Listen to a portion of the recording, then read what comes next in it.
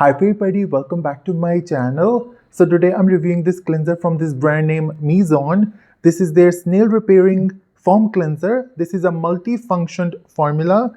Not only this will cleanse your face, but gently it will exfoliate your face. This cleanser is not fragrance free. This is not alcohol free, but this is SLS free. If you care about parabens and silicones, this is paraben free and silicone free as well. This is not fungal acne safe, and if I'm not wrong, MIZON is not cruelty free. Price of this cleanser is $8, 60 ml product. I bought the smaller version. Let's talk about the ingredient list. This has glycerin, snail mucin. Snail mucin is great. It's anti-aging, it's brightening. It also helps with redness. This also has papaya fruit extract, which is anti-aging, brightening. This also has mugwort extract, green tea leaf extract. Both are great for acne scars, acne, and they both are anti-aging as well, but they are really down in the ingredient list. And alcohol is really down in the ingredient list as well, but it's there. They used some acids in this and they are pretty high in the ingredient list. Let's talk about my experience with this cleanser. When I used it for the first time, the finish of this cleanser is like you used a really cheap soap, and I could tell that the pH is high. I thought pH will be 6.5 or maybe 7, but oh my god, you guys, pH is 8. If you have acne prone skin, acne bacteria love higher pH.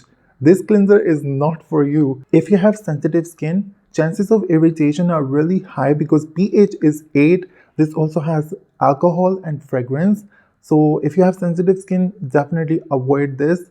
If you have dry skin or combination skin, this is not for you because the finish is like you used a really cheap soap. It dry out your face really bad, and this also exfoliate your face a little bit. Definitely not a good choice for people who have dry skin and sensitive skin. A lot of people who live in hot and humid countries, and if they have oily skin, they can use cleansers with higher pH because you sweat a lot when you live in a hot and humid country and you need something a little bit more stronger, but still pH 8 is too high.